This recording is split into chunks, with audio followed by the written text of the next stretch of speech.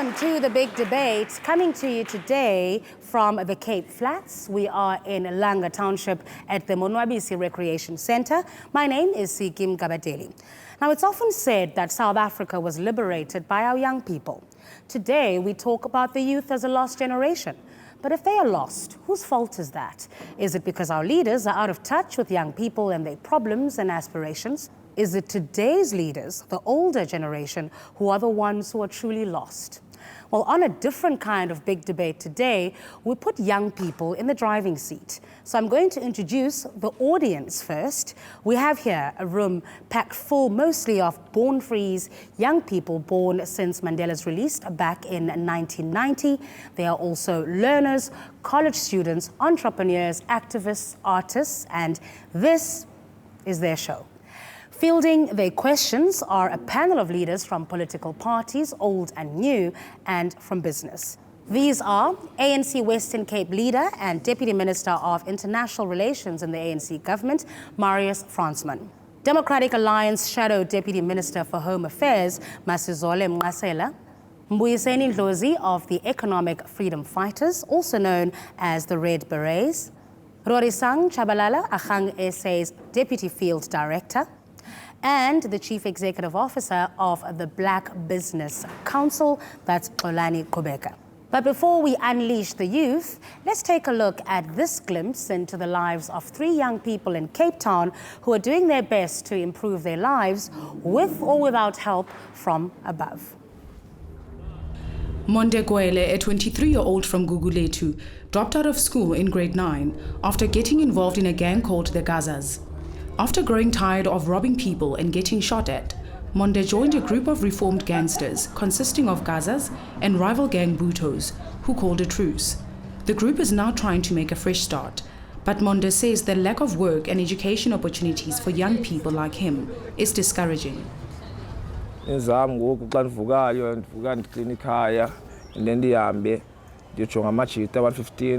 Amanye masters pana phaya ikhawash masike babukele bandixelele bahlamba nohlamba moto yabo so ke ngokubakhona la way bajinga khona okwenza bona bekho la engaba eyanamali ehlele ekoneni ngombe ikhasi nenze londo yanthola masike nimoshe manje isinqande yanthola nacho.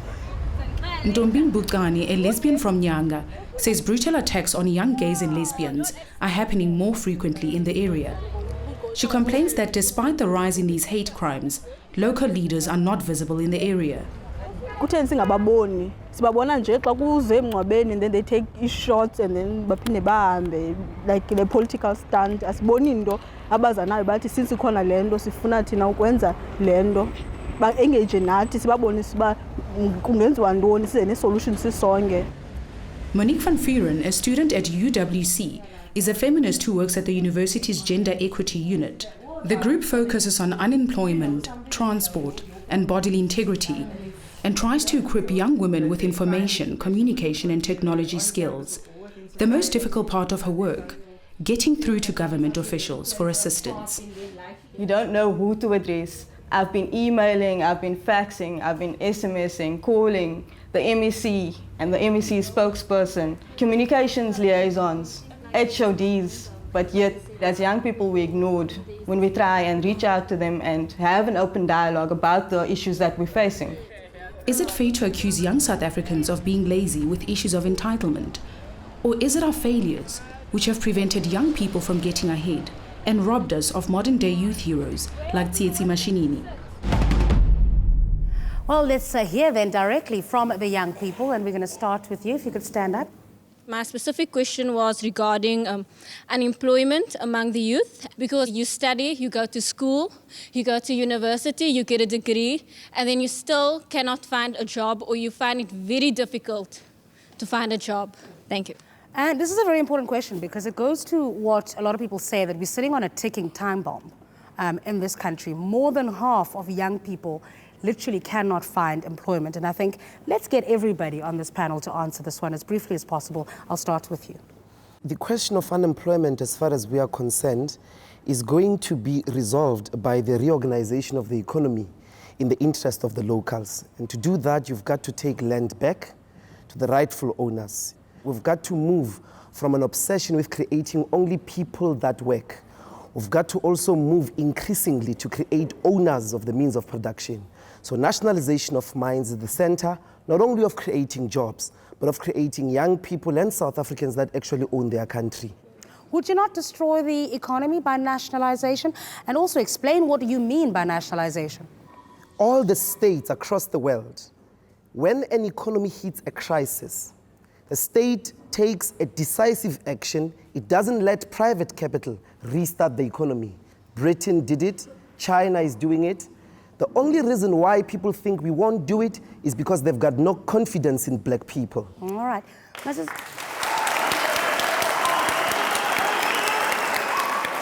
Masazole from the Democratic Alliance, nationalize the main sectors of the economy. Is that the panacea to youth unemployment? We have been at the center of driving the youth wage subsidy in Parliament in Cape Town, here in South Africa, saying that let us drive the youth wage subsidy by subsidizing the young person who's unemployed, where you can say to the industries that are present in the country, employer, please take Sinazo and employ Sinazo and Sindile in your company.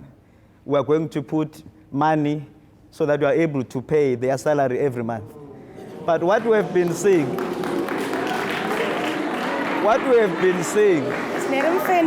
let him finish his point. What we have done in this government of the Western Cape, where we are governing, is to put at least 10 million rands that we could afford. And because of the recognition of that effort, the DBSA has put an extra 67 million rands that we must roll out in the next 3 years. So that is a recognition of this program, despite the fact that the central government, led by the ANC, has not come to the fore to say to more than 7 million of unemployed South Africans who are young people, we want to come in and intervene, and we are serious about unemployment. Who so the is DA is the opposed? only serious government Let's by talk far about this youth in wage this issue. subsidy. Who in this room is opposed to the youth wage subsidy, and who can tell me why? Stand up for me. The idea of having a youth wage subsidy is problematic for the youth in general and society in general because it's simply unsustainable. Take that 67 million that has been plowed into a short-term solution of giving youth employment, and we could have used that money for something else. So a youth wage subsidy is simply unsustainable. All right. Another one?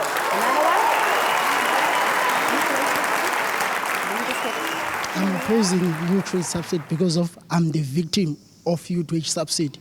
When I get 385 rand a week while I'm working 6 to 6, and they retrench the old people that were working there for years, and they took us because of we passed grade 12 and exploit us. I'm against it. All right, my response, your alliance member, Kasatu, was opposed to the youth wage subsidy, and the main reason they were putting forward is what he's talking about, that what's going to happen is that people who are working there, older people on benefits and higher salaries, would be retrenched so that they could get cheaper young people to fill those positions. How do you respond to that? Look, I think it's very important to go back to the question as well. The question related to how do we in fact move somebody that wants to, as a young person, wants to study, and how do we move that person into a self-reliant citizen? What's required is the following. It's not a discussion on nationalization because there is no mines in Mitchell's Plain. So it can't be that. The second thing,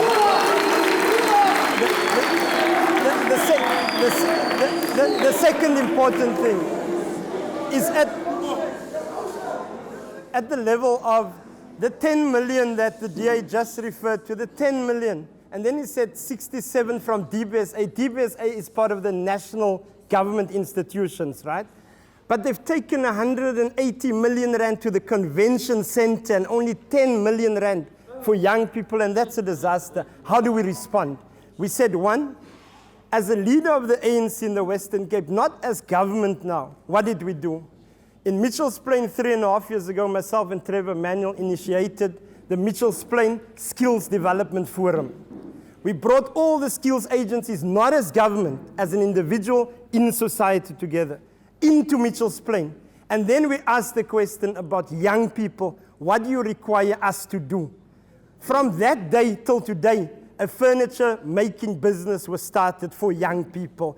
We started a bursary fund, not as government, but using your political environment as a MP in society. So what we've seen is a delivery, and we started programs that, lastly, that were able to actually get them into employment. Let me and ask you this, Marius. Why are you doing it as individuals? People elect people into government. Don't you think that there's a problem then in government, that people must go outside to start new initiatives to help the youth? No, we are saying it is the activism of all of us in partnership with government, civil society, and the private sector. I think that's the central issue. You're in business. We're talking about the youth wage subsidy. Do you support it? What does Black Business Council think about this? I think we need to inculcate a culture of self-help, self-worth. We need to encourage young people to become entrepreneurs. Otherwise, you will wake up every day, buy a newspaper, look for a job. You are unlikely to get a job. Youth organizations need to coordinate information. There are a variety of instruments that government has put in place aimed at creating employment through self-employment. Now, I think it is up to organizations such as those that represent the youth to coordinate that information. You need to be able to engineer schemes that will create businesses, new businesses that are sustainable. I think that's where we should be going. All right. Nationalization is a concept of appropriating power, but with appropriation of power from private sector to the government comes with a sense of responsibility. How does the concept, this lovely, big, lofty concept of nationalization, come into ways of stopping mechanisms to stop government taking on more tenders, more corruption, more bribes? Great question. Well done, gentlemen. This economy did work for white people. That is why we have a lot of inequalities. Part of the triple challenges is that it worked for white people. No one trains them. They don't have skills, initiatives, and so on and so forth. There is a deep problem. It's a fundamental problem of ownership, that the people who own our economy are not interested in the development of our country. When we opened shores, reduced tariffs in 1996, the first thing that major capital did was to go register in the London Stock of Exchange, was to leave our shores. So we've got to make an admittance that the neoliberal macroeconomic frameworks have not worked. As to why we still pursue it, you've got to begin to tell us. The question was, with nationalization, how does she know? How do the people in this room know, the young people know, that once you do it, you are not going to steal the money, it's actually going to go to creating the jobs and growing the economy? That is the question. Well, it's very easy. Part of the 7 cardinal points of the economic freedom fighters is to do away with the tendering system. Because the tendering system at the moment, in the ways in which it works, it outsources the responsibility of government to take care of its own responsibilities. Nationalization is going to be about the redistribution of economic resources. We nationalize for equal redistribution. Right. Someone in this room shouted Ratanang Trust, right? Your leader stands accused of benefiting in a corrupt manner from tenders. So again, I want that question answered. What mechanisms will be put in place to ensure that money is not looted? Again, I think I don't want to conclude the case of Commander-in-Chief as having found guilty yet. But I think what we are saying is that there are the legislations that govern the usage of state resources as it is at the moment. They are perfect. But the state doesn't have those resources. Rorisang. One thing worth noting is that education plus jobs minus corruption is going to solve all these issues that we have. Every single morning, the majority of young people in this country leave townships and go into towns looking for 2 main things, education and jobs. 20 years later, we have not reversed that trend to make sure that young people can find education and jobs where they stay. That is because corruption has stolen the gains of young people. To say that government does not have enough money is incorrect. It is a lie, because government has enough money to build a 200 million palace. It is incorrect and it is a lie to say government does not have enough money when money ends up in secret trusts that belongs, money that's supposed to buy textbooks for children. Having said all of that, and fix the distortions that are being made, because you see, education is important because it is going to prevent people coming here and making ignorant claims that mislead the young people of this country. We are calling for young people to receive quality education so that they are not forced to be in jobs that do not create much value. How long will we have young people in catering shops where they make a pittance? How long will we have them doing small things and not growing the economy in a fundamental way? Corruption needs to be solved, and transparency is at the heart of it. Marius, I want you to answer the question. No political speeches. Was it 200 million? How do we defend that? First of all, I think it's important that the issue on Nkandla. I want you to answer the question on Nkandla.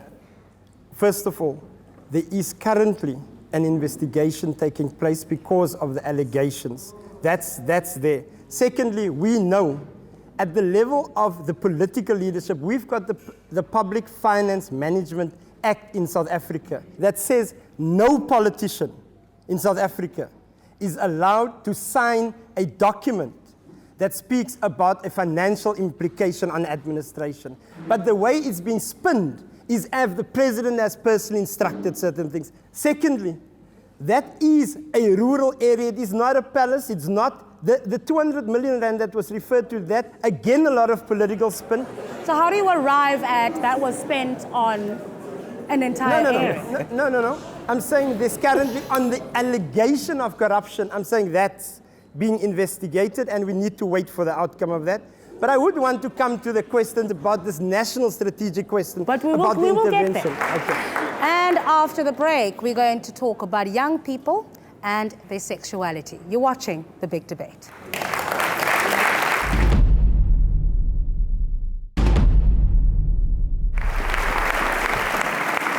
Welcome back to The Big Debate on young people. What is your question, and who would you like to direct it to? My question is to the ANC. Lesbian women are killed, they're violated because of their sexuality, they are raped. So what I want to know is that what is their views on homophobia in South Africa?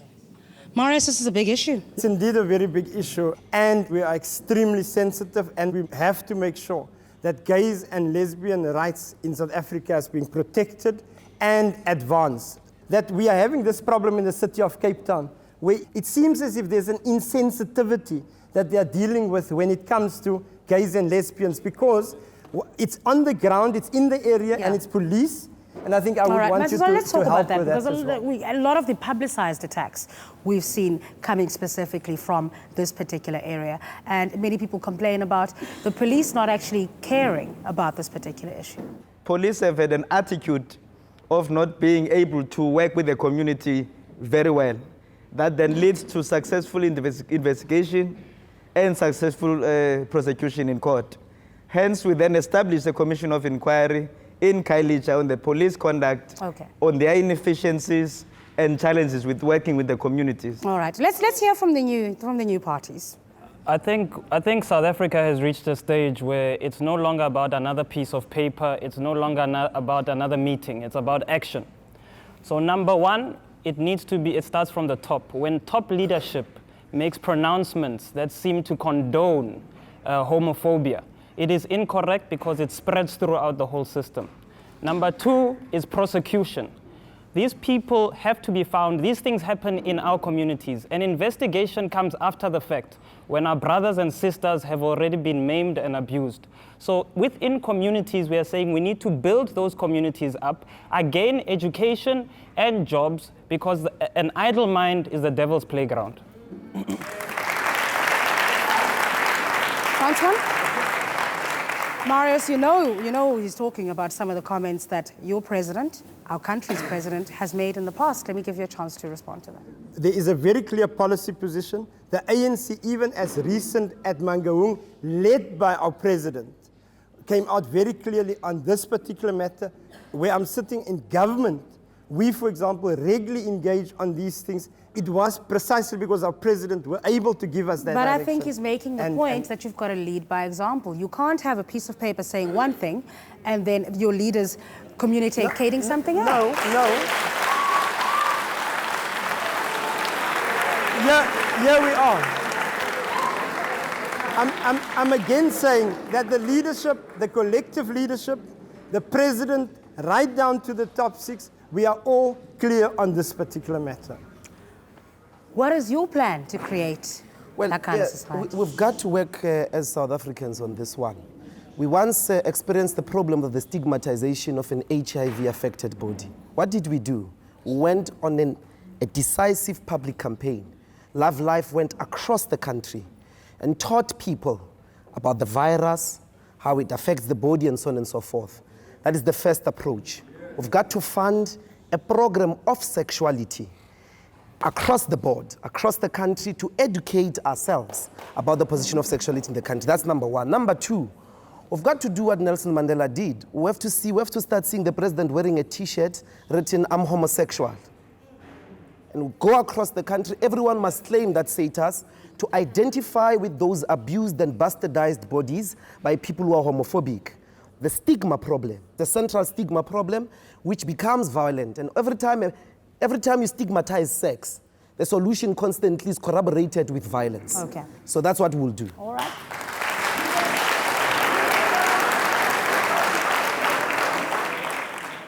The government brought in a law which states if you're 12 and up, you can have sex. How would you feel? Your daughter comes home and tells you, "Daddy, Mommy, I'm sexually active." But you know that it was a High Court ruling, right? So the court ruled that it was unconstitutional to limit children children who are 12 years and up from having sex. You're aware of that? Yes. But you want to hear what the party's position is on Yes. it. Okay. Is it a similar question? I would also add to what she also has to say. They also say that abortion, before you have to give your parents' consent if you want to have abortion, but now you don't need your parents' consent to have abortion. As well as you put up this program, Life Choices, and that's trying to get children from stop having sex and getting them off the street so that they can become a better person. But all that effort is in vain if you start saying that that's okay to have sex.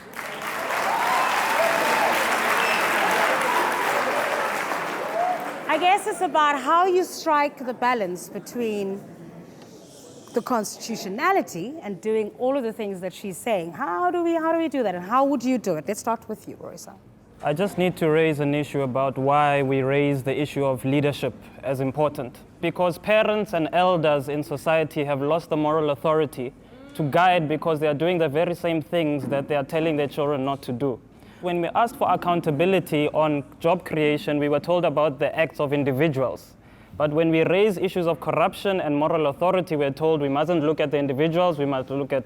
Ultimately, we need to restore the humanity of our communities. And that requires us, number one, to make sure that we have children engaged. It's not because they are bad or because they desire sex that much. It's that we have not engaged their minds actively in things that can keep them busy, things that can keep them productive, and things that can keep them off the streets.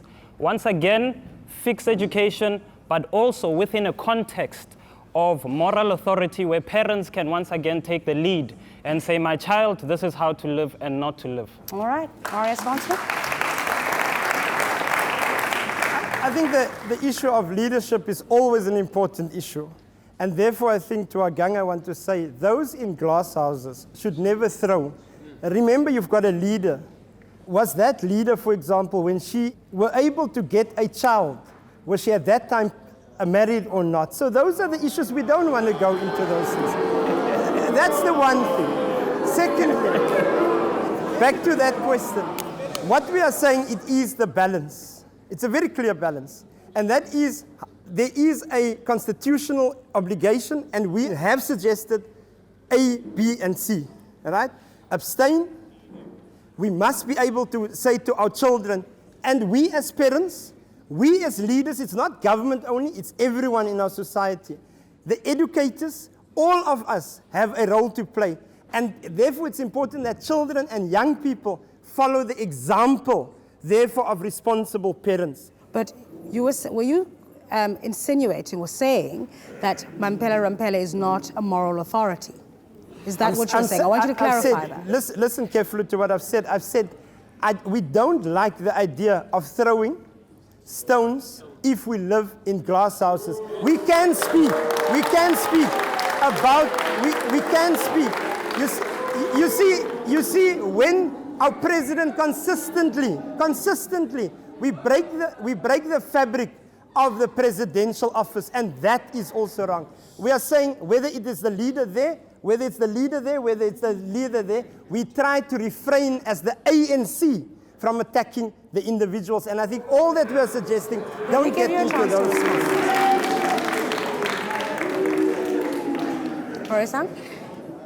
It is interesting that I mentioned leadership and I mentioned parenting. I did not mention names. But immediately, the representative of the ANC took it to be that I'm talking about a specific individual. You must examine that because it speaks to a guilty conscience about something. I won't mention it, I don't know. Now, we have a leader that has at all times taken account for all of her actions. And that is what we are saying. Ultimately, it's about restoring the moral authority of parents. Why must police? You know, I'm not saying that, now hear me right. Why must it be government's role to police and legislate everything? Some of these things start in the home, and we need to provide the moral authority starting in the home. Now, if you have a father who can't find employment, and his dignity is now under threat, and a mother who can't find employment, these things then spill out into the rest of society. So ultimately it goes to fixing the issues at the heart of it, which is education and jobs minus corruption. Well, I think we have a crisis in South Africa. We're the rape capital of the world. 1. 2, and that rape is beginning to characterize itself in a strange phenomenon of the rape of infants and elderly people. We have to declare a serious state of emergency. And where are these things happening? In the slums. High levels of rape are happening precisely where there are problems of economics, where there is less space, peopleness, no one cares for the other, the rule is the knife, and so on and so forth. We've got to respond to the economic question very urgently. And what the economic question does, it gives people the capacity to build their own families, to build their own moral capital. I cannot stand here and begin to recommend how Christian families must live by Muslim values. I don't want to enter into that space of the regulation of the family. Empower people economically.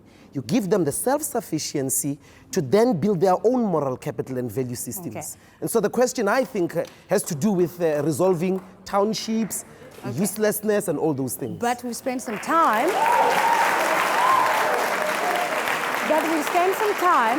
Talking. We've just spent some time talking about people setting examples. Going back to those values that we keep hearing people lamenting, oh, what happened to us? What happened to our values? What sort of example? For example, in your party, you had Kenny Kunene, the so-called sushi king. Yes, he's out now. But what sort of example was he setting?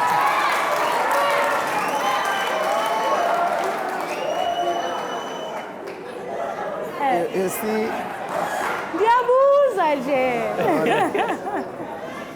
I'm not going to account for Kenny. We never approved of what Kenny did.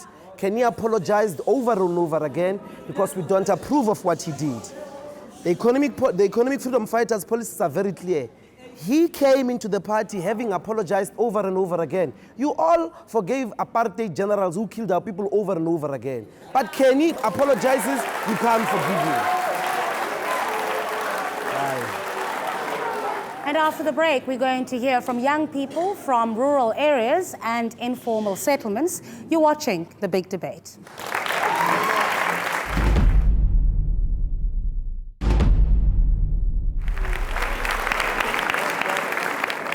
Welcome back. You're watching The Big Debate on young people. All right, focusing now on young people from rural areas and informal settlements. Tell us your question.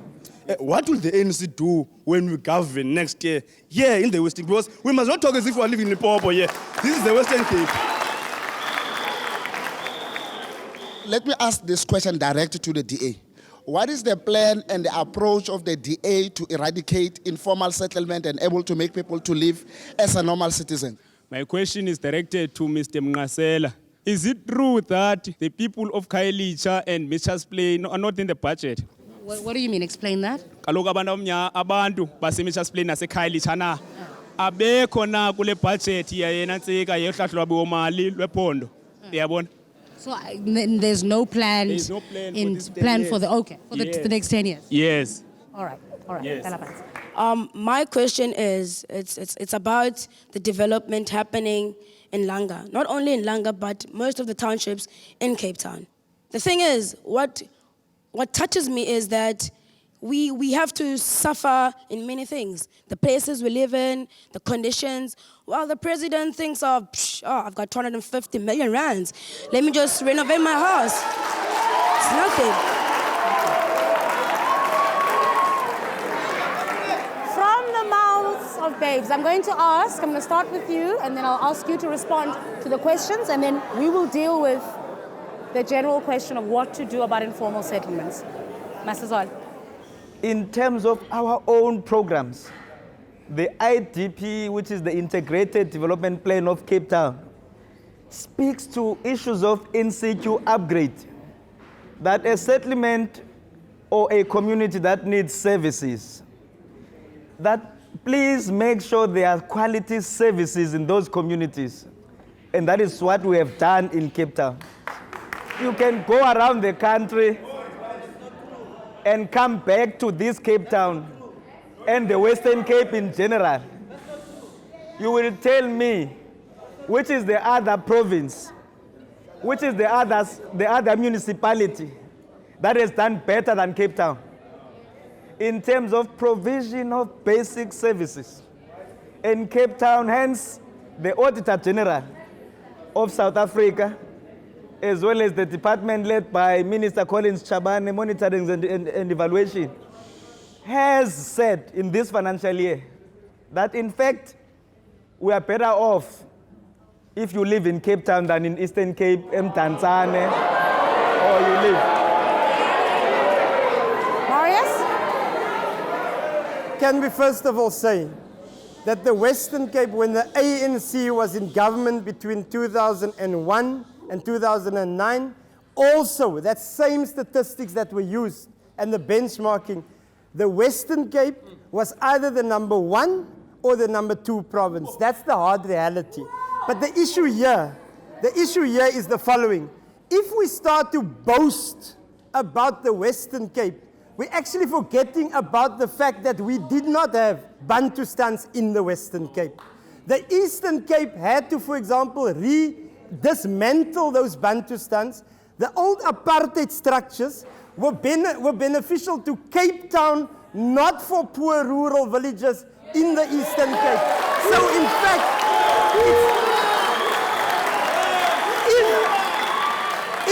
if we start, and it's a very important point, because if we start to say we are better. Let him speak, please.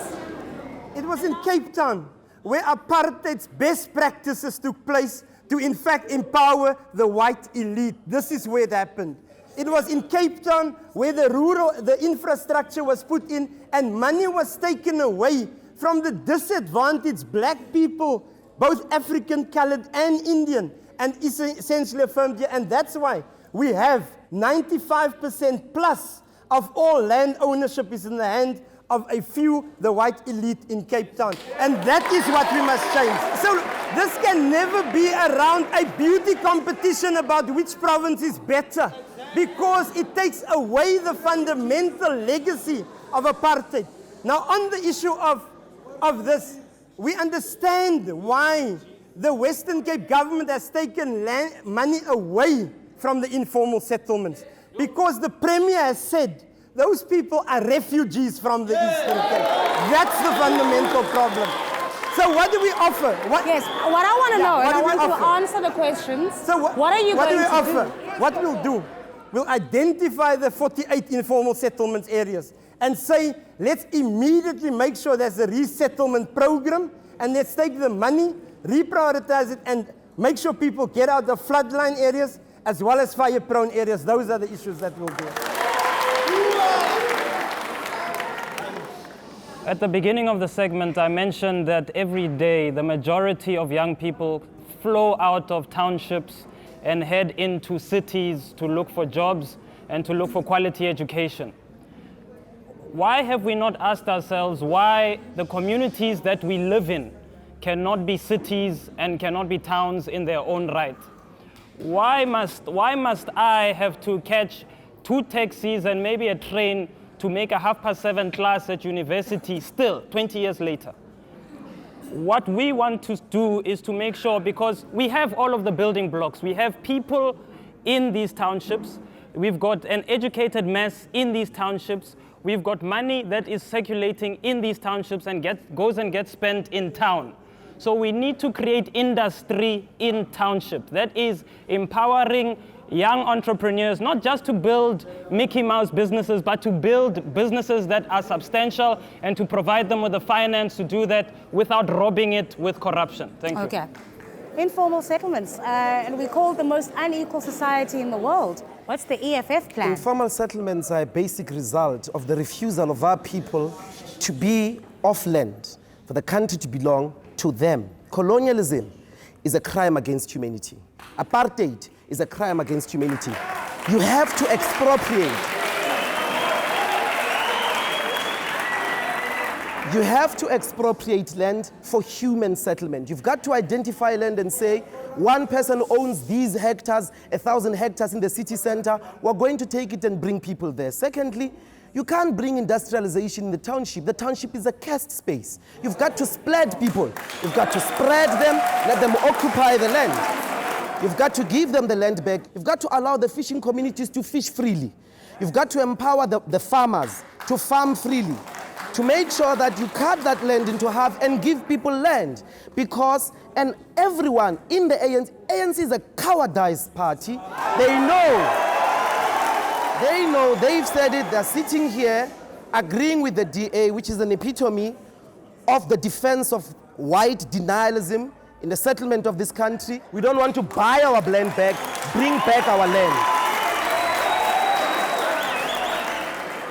And after the break, we're going to get a final word from our audience and our panel. You're watching The Big Debate.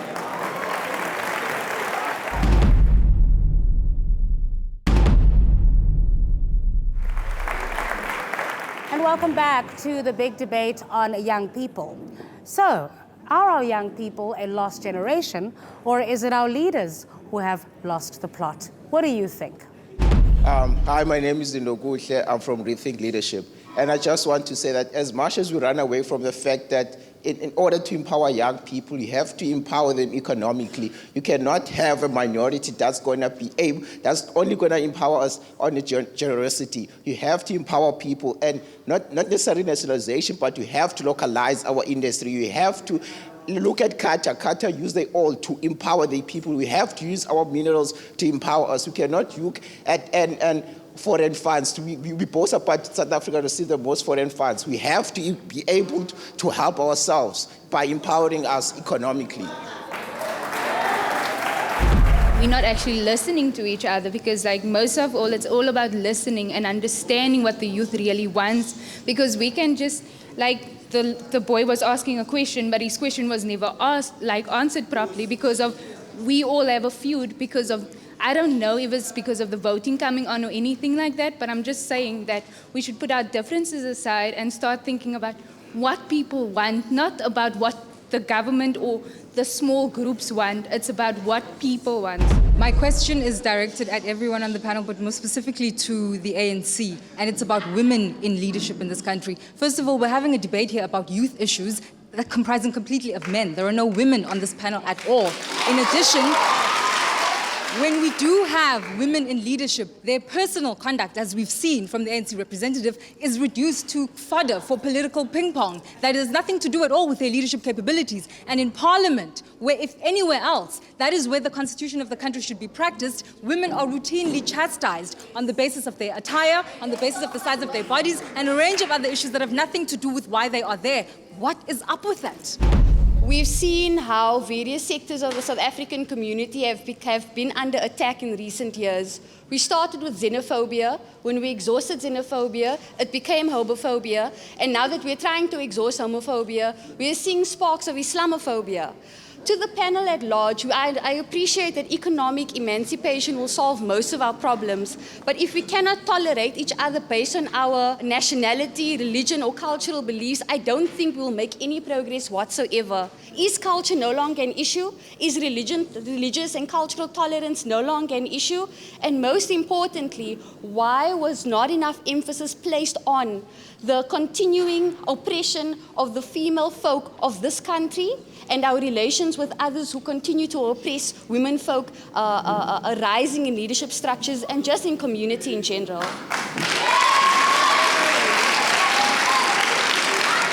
My question is about the information or the fact that government is planning on cutting subsidies for higher education.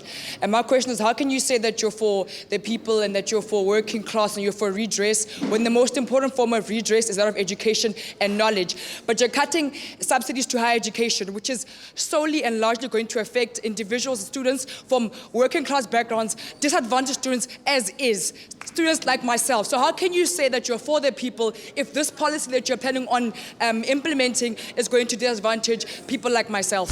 The reality check, the room is not filled in abahlali bakwalanga or youth yakwalanga who are feeling the pain of not being able to go to a tertiary. Tell me we're close to town, but it's hard for us to get all the necessary service that we need. That goes to EFF claiming that we need the land back. Trust me, we need the land back, but we need the foundation that would be education. That is, we all being denied here as a black folks. So if you want to solve our problem, number one, have us in parliament. Don't have old folks that are sitting there comfortably. Nothing will help us without us. I'd like to challenge the parties how you are going to deal with the attitude towards rape. What I've noticed is that we have a big victim-blaming attitude.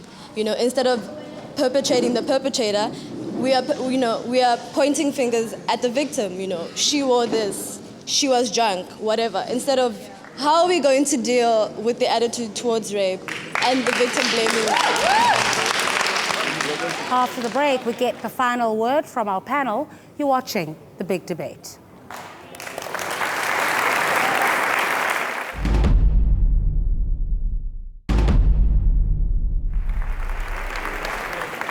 Welcome back to The Big Debate. Let's get the final word now from our panel. And Rory Sang, I'll start with you.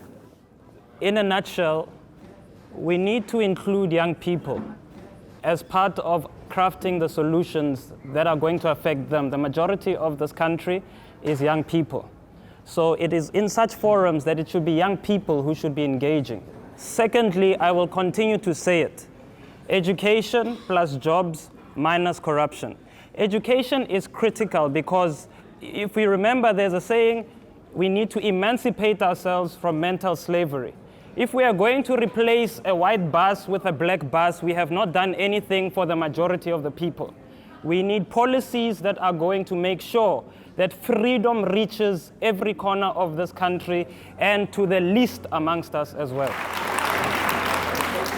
I think it is clear that we have enormous problems in this country, and we are not about to resolve them when we live here. But from the Black Business Council perspective, what is important is that those that have made it need to identify young people that they can mentor, that they can guide. I think we need mentor, we need people who will hold your hands. That's the first thing. The second thing is that through government, through local government in particular, we should engage in strategies and activities that enable local economic development. So from the Black Business Council, we are open to advise you to make sure that you can meet your aspirations, but it's not going to be easy. we, as the ANC, we're saying we firmly believe in the fact that the collective wisdom will be able to add value to the manifesto of the ANC. Secondly, education, health, rural development, fighting corruption, as well as, for example, dealing with a community which is more safer. Those are the issues that we'll be dealing with. A third element in that is to make sure that we push hard for 2 new universities and 12 new colleges so that we can respond to what we've heard. That is a commitment that we will take forward, as well as an investment of 8 billion rand straight into the National Student Financial Aid Scheme so that young people can actually get these bursaries that we will speak to. The last point is we are saying it is counterproductive, and in fact it is counter-revolutionary to speak slogans of nationalization, because what it has done the last 2 years, it actually has taken away 10 billion rand of revenue that were supposed to come into South Africa that could have created job opportunities. And therefore, we are saying that the intervention of the state, we must go into a strong intervention. We must take the programs, we must take the land, take the property developments, and find an interventionist approach. There was an important question around religion, and we are saying that in terms of religion, it must be absolute. We must continue with that thing that the ANC has initiated with the collectivity of our people around a sensitivity for Muslims, for every other community, and we will stand very firm on that particular issue. Mr. Zale? As the DA, we want to be emphatic on the people of Gauteng and tell them that the blue wave is coming. Because we are concerned about the e-tolling that is happening in Gauteng. We will scrape them off. We want to say to young people, go and register and be part of the decisions that you want us to make. So that when you vote for the first time, you vote for the right party, the DA, to liberate you from this kind of problem that you are talking about. EFF wants the possibility for South Africans not to run the country on behalf of some people in Europe or some people who live in the suburb in Cape Town. We want to run our own country, want to have an opportunity to have the country back so that we are responsible for that country and run it for ourselves. That's the message of the EFF, and that's the dream.